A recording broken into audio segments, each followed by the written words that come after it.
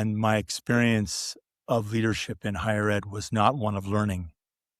So in the for-profit and the not-for-profit sectors around product and business and impact, learning is a critical component of growth. I'm not sure learning is a component of higher ed at all. Higher education is under unprecedented pressure: financial, cultural, competitive. These forces are pushing universities to act like factories, filling seats, chasing numbers, surviving another year.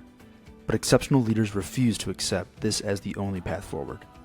They're building community in their own unique ways, creating places where students feel seen, known, and inspired to belong. Their stories can light the way for others navigating this transformation. These are the architects of belonging.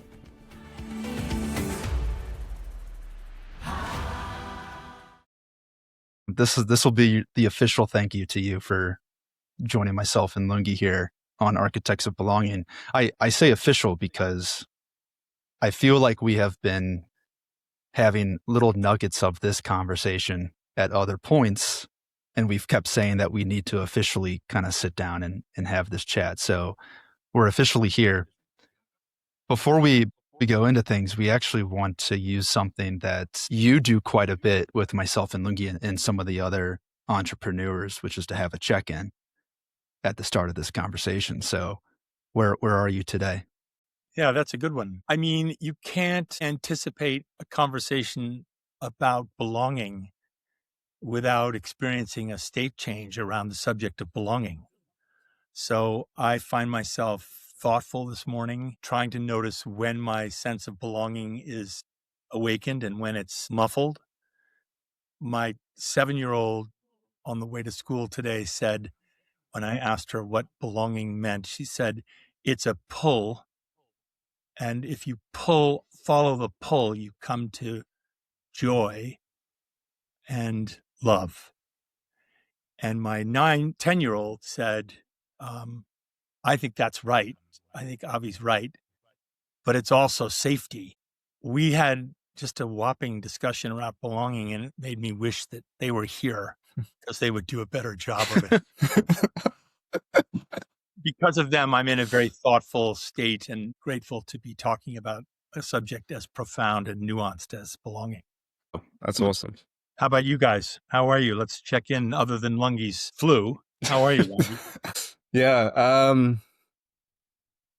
I'm actually in an interesting state at the moment. I'm in a holding pattern of, I'm just like really hyper aware and just sitting and taking in a lot of things. So yeah, I'm in this state. I don't know how to describe it. I'm just really taking in things and hyper aware of it, all my surroundings and what people are saying, what we're doing. And yeah. Can I just ask you quickly, that hyper awareness, which is so brilliant. I mean, it's a beautiful state to be in. I'm not sure I understand what the connection with holding pattern is, which is a description that's discordant with the hyper awareness. Yeah, I'm not doing anything, I guess. I mean, hyper awareness is what are you doing? What are you doing? I mean, come on, get going. What's all this hyper awareness stuff? Get in. Have you done your taxes today or what? No. I mean, I'm doing like the tasks, but like I'm quite. I think the sickness, as you said, I've got a flu. I think it kind of forced me to. The last maybe 4 days, I was just like really thinking and seeing things and feeling things, and just that's where the holding pattern comes from. I speak on behalf of Tim. This is one of the only times I can ever say this, but on behalf of Tim, we would say to you, look at holding pattern as a metaphor, because nothing you're describing in the state that you're in is a holding pattern. A holding pattern is an unwillingness to move yet because you haven't yet seen what's going to happen. You're seeing a lot of things.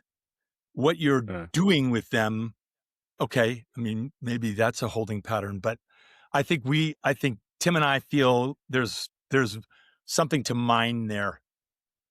That's fair. A self-judgment that Yeah. actually, unless you're actually doing something, hyper-awareness is just an indulgence. Hmm. That's fair. How about you, Tim? How are you? Yeah, I probably out of the all three of us on this call, I am the least introspective, thinking person. I'll say that here. But I've been finding myself in the last week going deeper on that, and the reason being is because there were several things that myself and Lungi actually combined were hoping to come to fruition by the calendar year end.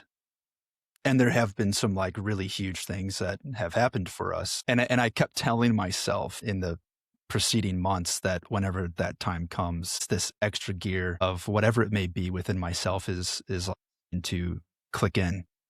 And now that some of those things have come, the extra gear hasn't been like instantaneous. It's almost been like I'm asking myself, okay, where is it? Which, yeah, I think as we head into the holidays, I'm actually pretty excited to have like a week of downtime to find it. It seems like good timing for us to have some time off. I wonder if you notice what an introspective observation that is. Yeah, I mean, I guess it's hey. for the record, Thanks, Kemp. I don't often speak for Lungi, but I'm going to speak for Lungi right now when Do I it. say he and I can't afford partners who are not introspective. We can't. We wouldn't be able to survive. The idea that you think of yourself or might characterize yourself as the least introspective on the call is just kind of insane, because it's your introspection that is your trust. It's the core of your trustworthiness for both of you, and your observation, which is actually really specific and really thoughtful and really mysterious. Where is that gear? What is that gear? Do we have that gear? What does it look like? What did we expect? Why did we expect to shift into that gear? When I'm in that gear, when I was driving in Ireland and I was driving this car and I kept thanking God that they had the little sign of what gear I was in on the dashboard, because I was like, oh, fuck, I am in fifth gear right now. I'm trying to go into sixth gear, but I'm in fifth gear. So anyway, I just want you to know we rely on your introspection as your partner. Is that fair, Lungi? Yeah, it's fair. That's fair. He's definitely rely on it more times than he thinks. I just wanted to use this one time when we were on video to speak for both of you in each case. I'm really excited. Yeah. Well, that was a good check-in. Okay, That was a thanks good very check-in. much. Kemp, the next thing we do with every guest is to give a bit of an introduction on who you are. So with our other guests, we do this thing called a LinkedIn intro, where we do kind of what we call the easy part, which is to give an overview of just what their career is. I will say that you have been the most difficult. You've been the most difficult LinkedIn. And like, what the hell, man? I don't know. Your LinkedIn says you have over 27 experiences. I think it's actually even higher than that. I think you don't even use LinkedIn anymore. I haven't So 7 years. I know. I'm sorry. I'm really sorry. yeah. So you made the prep work for us just a little more difficult. That's okay. Right. So I'm going to give this my best shot. So we know that you have this background in investment banking, and then you went on to become this founding partner at Tucker Capital, which over the last few decades, it seems to be that it became this vessel for you to carry out your work, your calling, which this is oversimplifying it, but to do strategic advisory and transformation for partners. But this gave you, per the 27 experiences, this opportunity to work with companies like Smithsonian, PBS. You've gone deeper into the genomics industry, but also, which is kind of a pretty big point of the conversation today, you went into higher ed as well, working with institutions like Northeastern, Southern New Hampshire, ACE. So the question for you, though, is just to tell us a little bit, who is Kemp outside of what's all there on LinkedIn? Look, I think that I've been interested always in unleashing myself and people into doing work that inspires them and compels them.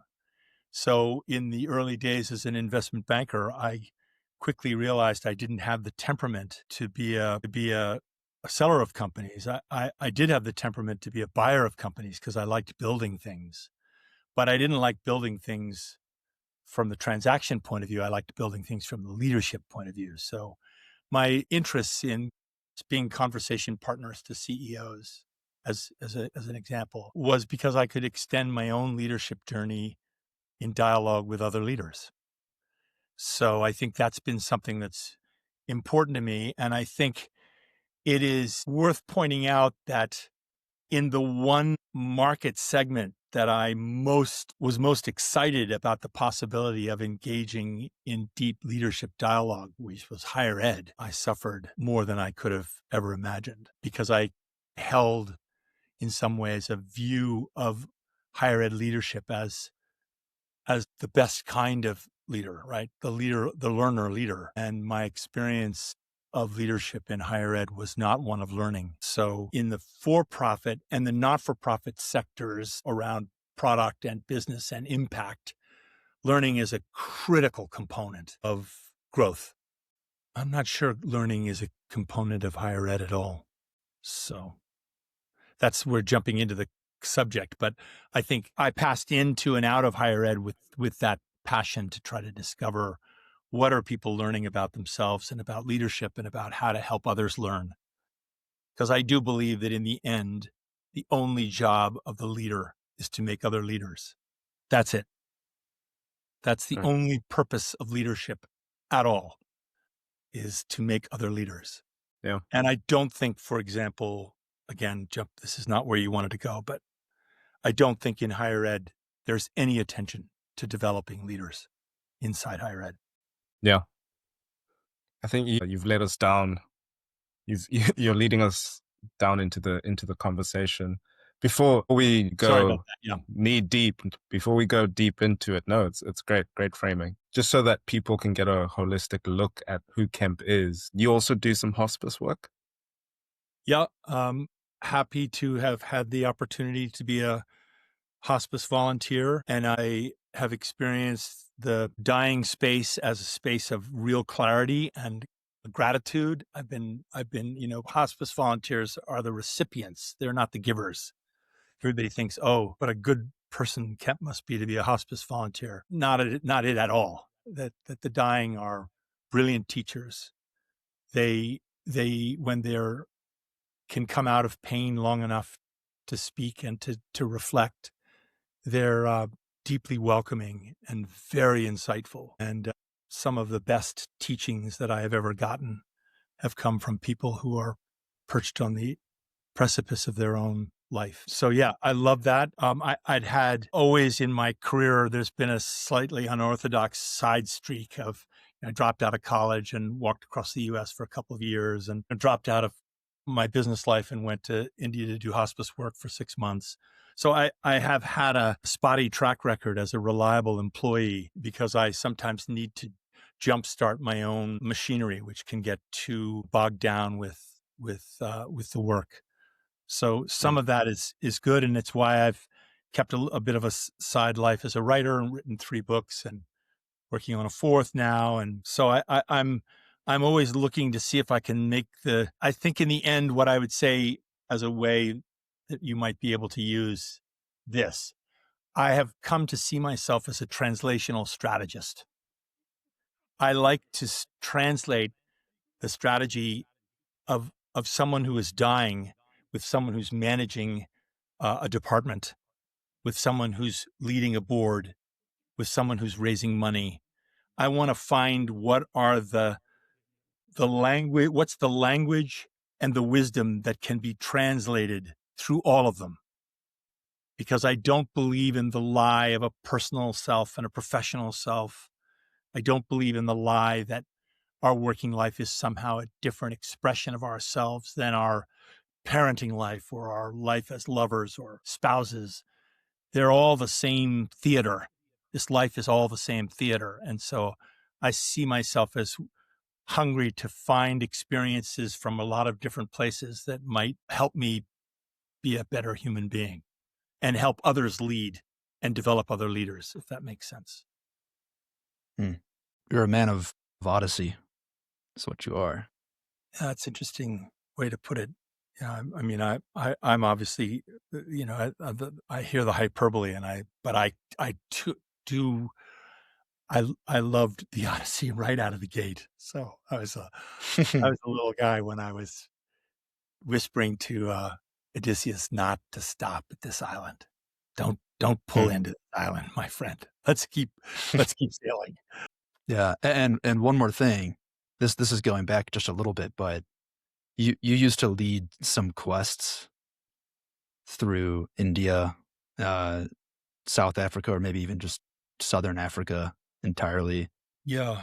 I worked with a really wonderful group that's still going called Leaders Quest, and we take leaders to frontline nations where there are challenges, social and political and cultural challenges, poverty being the biggest one, and bringing Western well-heeled leaders into a space where they're confronting leadership at a much, much more granular level. So, if you take someone who's in charge of a multi-billion-dollar budget and hundreds of thousands of people, and you walk through Soweto and you listen to the community leaders in Soweto and how they're keeping their constituents together and how they're leading, you will very quickly find that the Western powerful leader will feel almost undone because they realize I can't get things done and I have billions of dollars at my fingertips.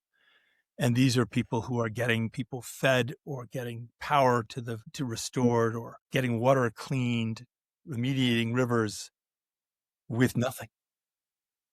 So what is that? And I owe Leaders Quest a great debt because they allowed me to go all over the world as a facilitator of these leaders groups. They're a great organization. That's powerful. Well, Kemp, the first thing we wanted to, well, this is not, we've already jumped into a lot, but what we wanted to double click into was, and you were starting to go to it a bit earlier, but this experience that you had within higher ed, some of your work in this advisory and talking with leaders took you into higher education. And the first question we have for you is really about what we call the why. Thinking back to that moment when you had your first entrance into the industry, what was your why? Was there something that was calling you into that industry, or it could be not at all, but just curious as to what your mindset was at that point in time? Yeah. So the journey to higher ed for me began in K-12. I had an early assignment in the very early 90s to build out a K-12 publishing company through acquisitions. I had a client that wanted to acquire businesses, and my interest started by going to the classroom.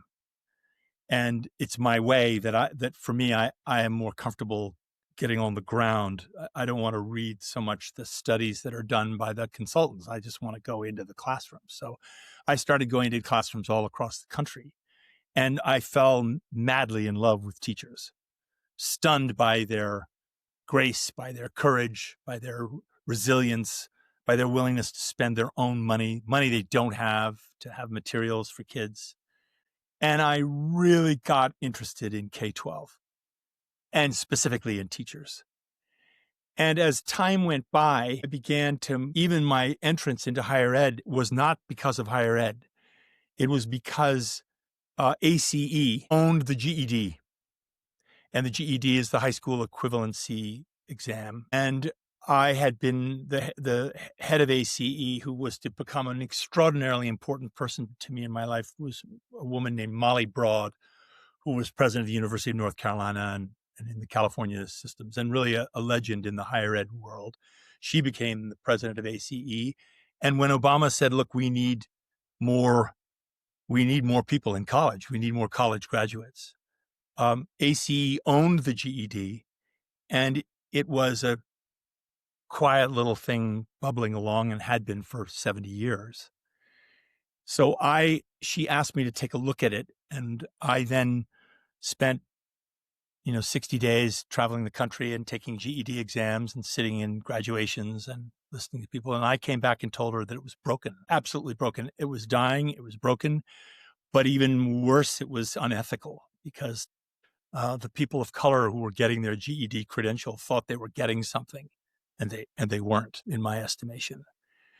Well, now here's the head of the Higher Ed President's Trade Association, owns the GED. She was offended by the observations, but knew that they were from the ground. And she said, we have to fix this. They hadn't changed the test in 12 years. It was falling apart. So that began a journey to find a partner for the GED, which we did subsequently. It's a really wonderful story, and the GED is thriving and flourishing and is digital and is now all of a sudden in the marketplace of school to work.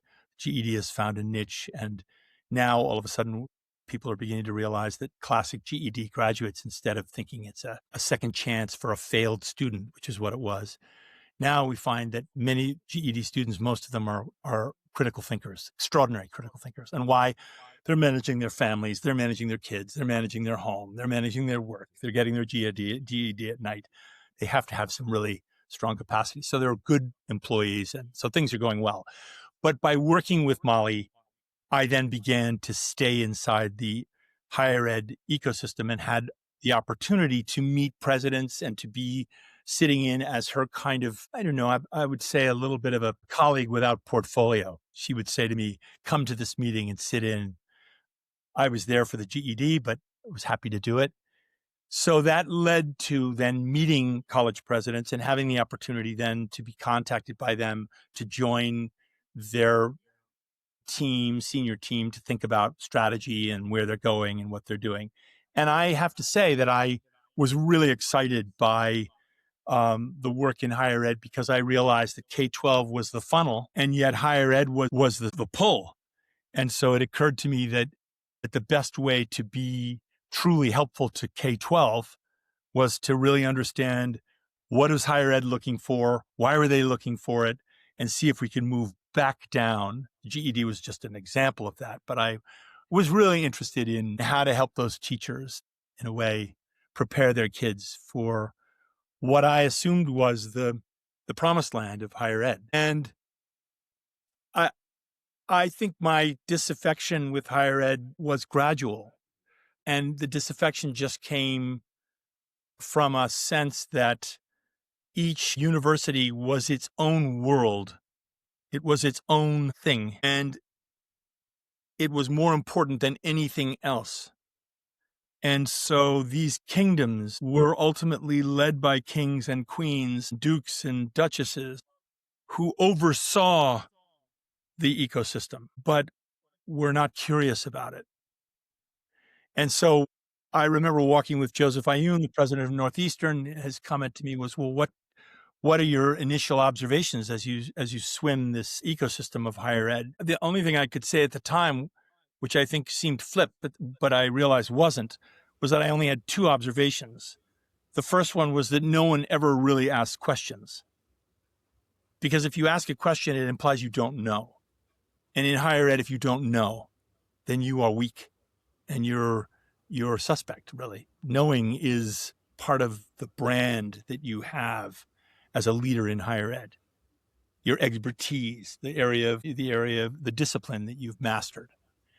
And the second piece was no one says thank you. Now, the second piece is, I think, the thing that's the most interesting clue that leads me to Kai. Because what is thank you? Thank you is a sense of saying, you have done something for me. You have connected me, maybe to myself, maybe to others. Thank you for what you have done for me. Why would there be no thank yous? Why did I see people who would do extraordinary things for institutions? But the people that got the thank yous were the ones who wrote checks, not the ones that were toiling in the inner works. Yes, of course, when you retired, you got your gold watch. Yes, of course, there'd be moments where somebody could be highlighted in a nice way. But the reality was there wasn't an orientation toward let me tell you, thank you is also where did my learning come from? And I think that is one of the pieces of thank you, which is a piece of belonging, which we're going to talk about today, is that the ability to describe, to narrate where my learning came from in order to demonstrate my gratitude, in order to reaffirm my belonging. No one wanted to say where their learning came from. The point is, I can name where my learning came from on everything that I know. There very rarely will I say something that's sui generis. It's my own conception. It may well be the fruit of deep reflection, but I can name the points of the community that taught me that. Whether it's someone dying in India, or whether it's a teacher in Seattle, or whether it's Molly Broad. And interestingly enough, belonging, community, is the ability to acknowledge others without fear of being less than, or without fear of being seen as ignorant or slow or whatever. So the ability to take that information and make it your own is what you're taught in higher ed. So I think the thank you was a clue, I guess is all I'm saying. And in time, what I found was that in which I thought this is the place where learning will be its most acute. It's where I will learn at the highest level. And actually, if you interview lots of people, you'll get more about their fourth grade teacher than you will get their college professor. Why is that? Because I think they realized that the college professor was telling them good things, was bringing them information, but the fourth grade teacher saw them and said, "You belong to me until you go to fifth grade. Then you'll belong to Mrs. Roberts." So, Kemp, you something that I think Tim and I both admire is that you get a sense of people and teams pretty quickly, and you've done that throughout your career. You have the ability to walk into a place and understand the dynamics of the people that are there, the dynamic of the team, the dynamic of the institution. And you told us, you gave us a glimpse of that with ACE when you talked about the GED. I'm pretty sure that you had a sense of what higher education is when you were in there. Why did you stay if it didn't jive with you? well, if I'd paid attention to what I knew, I dropped out of college. So I might have thought about that. Why did I drop out of college after 3 years, 2.5 years? I loved Harvard, but I wasn't sure what I was doing there. So 2 years of walking across the U.S. allowed me to come back and finish with a purpose, because I knew what I wanted, which was to get in the middle of the mix. And I knew that I needed my college degree. And so I came back with a focus and did it. I think when I came back to higher ed through Molly, as a student of leadership, I was fascinated that ACE has leadership training programs.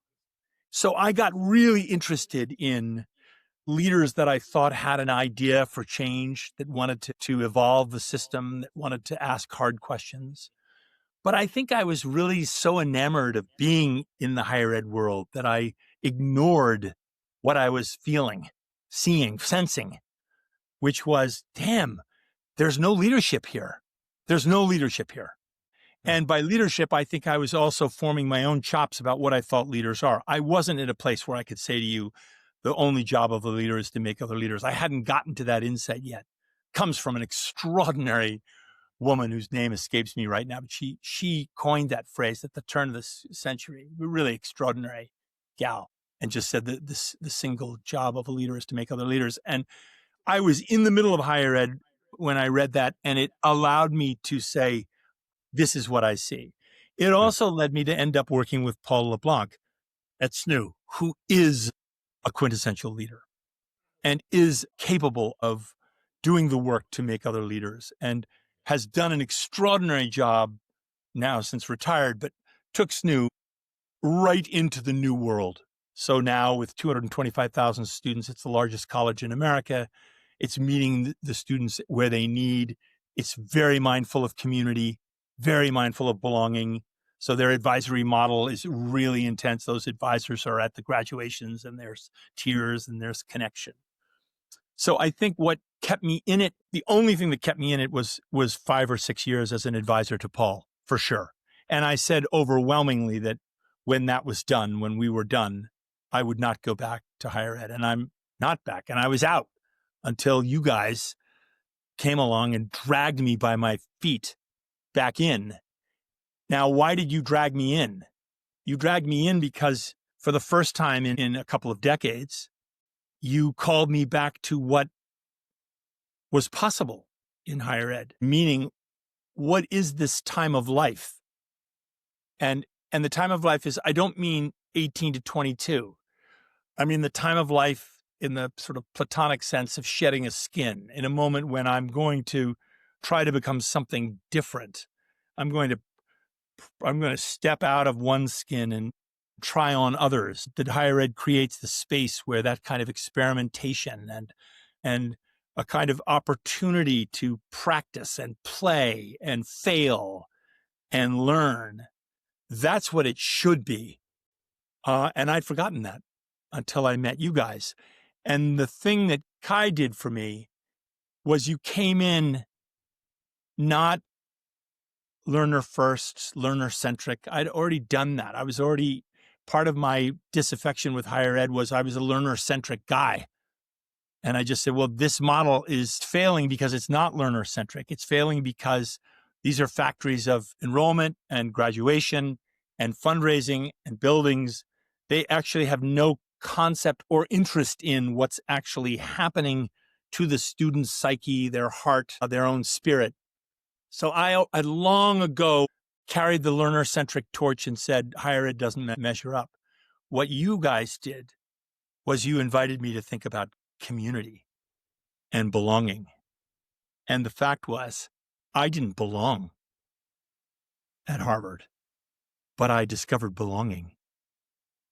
Because in libraries at Widener Library, when I met Rilke and Jung and all these characters that would travel with me, I felt connection. And when I could then say to someone who'd been raised in Topeka and had, was the youngest of 7 and had made his way to Cambridge, this is what I found. I could hear someone say, there's nothing like that in Kansas. How do we think about this? How do we do this? And those kinds of, one of my college roommates is 100 yards from here under the ground. His ashes are buried on my land. He belongs to me. And we made a commitment that one or the other would make sure that this was the case. And bless his wife, she said, keep the commitment. So he's there. What is that? That is a sense of we were absurd as freshmen and sophomores and juniors, seniors. We were absurd. We were trying things and we were full of arrogances and we were but we were in a community of exploration that made us feel safe, seen, feel the pull, as my 7-year-old said, toward joy and love. I had forgotten all of that. And it wasn't until I listened to you guys, and when you first started to talk about the work you guys want to do in higher ed, I thought my job was to save you and tell you, get the hell out of here. You're sailing into a storm that is far bigger than you realize, and you are not equipped to navigate that storm. Why, I asked Lungi, I think specifically, why are you doing this? What does higher ed mean to you? I asked him that question rhetorically because I thought I already knew the answer. And when Lungi started to talk about what it had meant to him, I began to think, well, what did it mean to me? And so the guy who is dismissive about higher ed is talking to his college roommate every day. So I think I stayed in long enough to see its deep, deep dysfunction. And then I am now returning back to this extraordinary opportunity that we have now with this infrastructure in place to really help them. Because it's not the people running these institutions that's the problem. It's not them. They're fantastic. The best people in the world are working in higher ed, and many great college presidents. But the systems are built, and they are bigger and more important than the people. And now as they start to die, people are getting bolder. Because the bricks and the mortar, they're not going to do it. Kemp, why do you think the systems basically have come to control the promised land, as you call it? Yeah, I mean, I don't want to get too esoteric, but I think remember that when you dedicate an institution to mind, not body, not spirit, mind, you get what we've got. And that is, there is no room to be curious about the learner's spiritual life or struggles with depression or ability to recover from addiction. There's no room for that. In my institution, there are things you need to learn in order to be successful. It is the pathway of mind. Mind, I'm sorry, but mind is the slowest of our human skills. It's designed for remembering. It's designed for worrying. It's designed for anticipation. It's fantastic with imagination. I get it. But the reality is mind cultivates itself. And these institutions are dedicated to themselves. Now, obviously, I went to a very high brand place. And, many, the first big surprise I had was that many of the students there had done their job as freshmen. They'd gotten in. And I was confused because I didn't actually apply there because of the brand. I applied there because I went to Cambridge to visit a friend of mine, and I thought Cambridge was just a fantastic place to be. My college counselor told me I had zero chance, not 1%, zero chance of getting in. I completely understand why. But for a very strange and fortuitous interview in which guy asked me a key question that I answered, that I got in. But when I got there, I saw that, wow, getting there was what a lot of people thought would secure something for them. Now, what is that? That's mind. That's brand. That's the mind.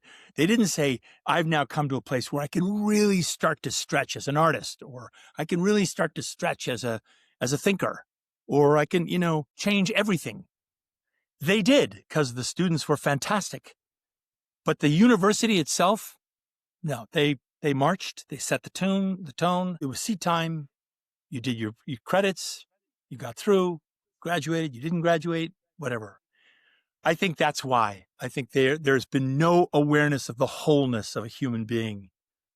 And even in the origins of the higher ed liberal arts ethos, which is the whole human being will be a better citizen of the world. The wholeness. We are committed to the whole development. That's just bullshit. We're committed to the mind of the person. And that's not sufficient. I think it's one of the reasons why we're all so bewildered that somebody can, as Steiner said, that they can listen to Bach in the morning and go gas individuals in the afternoon. How does mind do that? How does a soul do that? Well, it's a compartmentalized soul. And higher ed is a compartmentalized place. Departments, credits, graduate, undergraduate. The rigidity of the space is all in devotion to mind. I think in some ways, Lungi and I have talked about this, where we see that there's a ton of pressure right now within higher ed. It is starting to question the system, to question the promised land. And we see some colleges closing. We see some colleges being forced to act like factories to try to survive. And maybe the one thing that I'm picking up is that to put it in your words, there is this deeper reversion to focusing even more just on the mind, pumping students through to go find their jobs because it's a short-term fix to try to survive this this next year or whatever it may be. At the same time, though, no, sorry. I'm just going to say very quickly, they're following the very, very standard behavior of companies before they go out of business. Companies in a death spiral work harder at what they're doing. They push their people to go faster, and they push harder and harder because they don't have the time to stop and say, wait, what are we doing? We've got to meet the next quarter. We've got to stay alive. We've got to do what it takes. And so we keep, the stupid metaphor, you keep pulling the babies out of the stream, but nobody's stopping to say who's throwing them in, where are they coming from? And so in that sense, there are so many players in higher ed whose frantic nature is to go to the funnel, to get that funnel, fix that funnel, make sure that we're attracting the players to the funnel. The more we know we're going to lose them once they get in, but the more we can get in, the better our options are for staying alive. And the reality is that I think what you guys have been doing is to ask the question, what would be the funnel, the invitation of the funnel that wasn't just mind? And I think that's where universities are they're in a panic because they don't have the capacity to think outside of mind, but they want to. They're all people in there who love community, who want to belong, who want to love. I think you guys are sitting on the only salvation that higher ed has, which is the conversion of its bricks and mortars from a factory of mind development to a community of human development. And part of that, I remember talking to a minister of education in South Africa who was describing the teachers inside some of the tough communities in South Africa, and the teachers' behavior was appalling. And when I asked him, well, what are you going to do about this? How are you going to fix this? He said, well, the first thing I have to do is wait for these teachers to die. Right? In other words, what he was saying was, I can't fix the ones that are there. I focus all my attention on the incoming, beginning first year teachers. That's where, and let the others attrit. Well, you're in something of the same with higher ed. You can't ask somebody who's spent their entire career to become a scholar of medieval art to say, no, now it's not so much what you know that counts. It's who you are. And he says, but I'm the expert on medieval art. That's who I am. And, the Cheyenne say, you are who you're paid to be. You're not who you are. And that's what you've got. A lot of leaders inside higher ed who don't know anything other than the development of mind. So that's why you guys are going to run all the time into this. Oh, that's airy-fairy. Community's airy-fairy. Belonging, what's that about? How are you going to monetize that? How are we going to be sure we've done it? And you all are coming back and saying, oh, no, actually, we can show you some stuff. Let us have your data. Well, we can show you stuff. Yeah. We're real. You're not just, you're not street corner preachers. Well, Tim, I'm sorry, I'm all over no, the place. No. This is right. This is right where I wanted you, Kemp. Right. Do you feel though that a reckoning of higher education is actually possible? Like you have more experience actually in the industry than myself and Lungi do, and we're overzealous about it. We do see this future that is possible. Is it possible though? Like, hey, do you actually think so? I would not be here if I thought you guys were pilgrims walking into the maelstrom with your little candles in your hands. I would say, guys, I don't want to watch your bodies swirl up in the storm and disappear. Not for me. And if Lungi thinks back to our early conversations, he'll recognize that I was bringing an enormous skepticism to him. Why this? Why here? Now, in reality, I think they don't have anywhere else to go, my friends. You're taking ground they're coming to. You're planting your flag on hills that at the moment oversee a lot of land for people who are just trudging one step in front of the other. They're coming your way. The ones that survive will come your way. Can you transform higher ed? You better, because we've already done it and it doesn't work. It doesn't work. It doesn't mean that people haven't had great careers, and I'm very grateful. I'm very privileged and lucky. I understand. I understand the role it plays in my class and in my society. But in the end, for the whole, it doesn't work. And so I think it's going to be, you're going to have to think about higher ed not as a broken down machine that you're going to fix. I think you're going to be starting greenfields. My own feeling is that the most accomplished universities, the biggest endowed universities, they might like what you're talking about to play along the edges. But I'm intrigued by what the desperate state college that really has a vital role to play in rural Texas might think about in talking to you all about how do I create a space where my students can build confidence in themselves? What else is there? The idea that I have more confidence because I know more about things, this has done that. I can be an expert on anything I want right now. But do I have the audacity to say no? Or do I have the courage to say yes? Nothing in here for me on that. I need talking to Tim or Lungi or, Molly Broad. There's one more question. There are people, when I talk and I'm dreamy about an idea, Tim will always push, like, how does that work? Like, what does that look like? For people that also might have that, skill of practicality. In your TED talk, you mentioned, I think you're around a fire with a shaman, and they asked you, what is one thing someone can't give you? And you talk about this idea or this notion of self-honesty and, responsible ownership and awareness, I think is what you were calling it.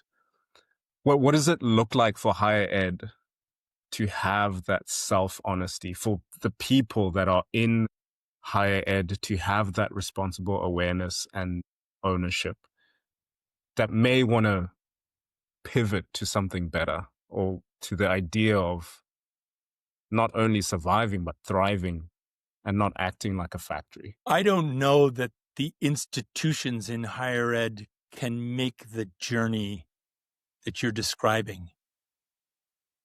I mean, I think that the self-honesty, how does an institution develop self-honesty, is typically through leadership. So the senior leaders or the internal players inside the system who are self-honest and thoughtful about where their learning comes from and are determined to make other leaders. There is in a capacity a chance to do that because the company has a product and it has an outcome, and if it unleashes its people, it unleashes the product. There's a direct relationship in the commercial world between self-honesty and flourishing. I don't know about higher ed. I don't know that these institutions were built and founded on foundations that are so deep in the ground. It's why I've always sort of hallucinated that where you're going to find your best customers are the ones that think they're on hospice. Because, people can come out of hospice. The ones that do, they come out changed. They don't screw around anymore. There isn't vanity anymore. When you've kind of looked down the barrel of your own mortality, you suddenly realize this massive theater, which is life, and you're not going to play games anymore. It's why people who have near-death experiences have changed lives afterwards. I think it's possible that an institution that recognizes fully that it cannot survive. I'm sort of intrigued by, we're losing a college a week. There's a part of me that if I were in my piece, I'd really want to go to these places before they shut their doors and say, wait a minute. Don't shut your door. What else should be in here? Maybe it's like looking at the pop-ups in cities and towns. Those pop-ups, they sort of make people go, "Wow, look at that! It was just the little grocery store, and now it's a Mexican restaurant for a month." I think there is something about. I'm suspect that institutions that have laid their marker down on their buildings and on their name and on their brand will be able to make the kind of radical conversion that I think you're going to require. Because I would say to you, Kai's risk is that you make community a nice to have. That they come at Kai and they say, "Oh yeah, you can help me with my data. You can help me see where I'm making a real mark, where students really like, and they're still a factory, but you're making them look like less of one." I think that will eat your souls up and leave you diminished. I think you're looking for a place where the leader says, "I've been waiting for you. What's it going to take for us?" What Tim says is, "How do we do this?" is the question that you're going to have to answer. It would be like you talking about community and not talking about data. It would be you'd be like me. You'd just be a sermonizer. You guys are doers. You guys are creators. You're founders. You're makers. You're leaders. You're leaders. You're going to have to lead them to another vision of themselves. But if they're not willing to risk everything, I don't see it happening. And that's why I say the reality of extermination is a beautiful place for you to start. So we'll come to our quick fire questions, where one sentence, one statement. Let's go. You can do this, Kemp. I can do it. Yeah. Watch. Ready? Go. Yeah. All right. So we know you do a lot of reflection on legacy as well. What is the legacy you want your kids to know of you? That I was awake. Do you want to tell us a little bit more on what awake means? That I was present to what is, not to what I want it to be, not to what I wish it wasn't, but that I was present and attentive to what is. And as long as I can be awake to the world around me and free of judgment and opinion and certitude, but to be as awake and agile as I have the opportunity to be, I just want them to be able to say, "I could talk to my dad about anything." Second one, if the entire higher education industry stopped right now, whatever they were doing, they were to stop and they went quiet and listened to you, what is one statement you would say that all of higher ed would hear and listen to? It's time to learn from your students. It's time for you to look at your product in a very different way. You're here because of your students, not your faculty. You're here because of your students, not your brand. You're here because of your students, not your bricks and mortar. Who are they? How are they doing? What are their aspirations? Who do we need to bring in to help them be more? Look how quickly student-centered talk brings apoplexy to higher ed leadership. Tired of the student-centered stuff. Tired of this. It's bullshit. These kids don't know what they want. They're, what can I learn from them? They're 18 or 20 and they're all they're doing is trying to get in and go to college. There is ultimately an enormous ignorance of students. And SNU has 225,000 students because it asked their students, "Who are you? What do you want? What are you trying to be?" "Oh, I want to be a doctor." "Well, yeah. Why?" The second last one is, if you were to go back in time and say anything to Kemp as he was going into higher education, knowing all that you know now, what would you say to Kemp? Going in as an advisor in higher ed? Yep. Don't go. You'd say that? Yep. Okay. I would. I'd say that because what interests me cannot be addressed in higher ed. which is I'm really interested in leadership as a dynamic, emergent, exciting field of human development. Higher ed is not geared toward that and won't. And I would have never spent a decade of my life in there. You all are different because the image of what it is that compels you both could be in higher ed, should be in higher ed, and is much more important than leadership. Higher ed isn't the place to develop leadership, but what you're doing is central because you are calling, you are going further than the learner. You are not saying we're going to focus on the learner. You're not saying we're going to focus on the institution. You're saying we're going to focus on the community, on what it means to belong to a community that includes the university, that includes the faculty, that includes the students, that includes the gym, that includes the alumni. What do those components of belonging, what if we were more explicit about the real components of belonging? What if we could answer Tim Brandt's, how are you going to do this question around belonging? There's a business there. There's a future for higher ed there. It's bold. It's big. It's needed. Because what you then made me do is ask, well, wait. What did it do for me? And if I'm such a hard ass about higher ed, who's buried out there? I remember when he walked into the room and I'd taken the better bed and he was a football player and he swung his bag on the top of the bunk of the other bunk and he said, hey man, I mean, is this just because you got here earlier, you get to pick the bed? And I said, yeah. And now here he is. He's right out there. That's belonging, man.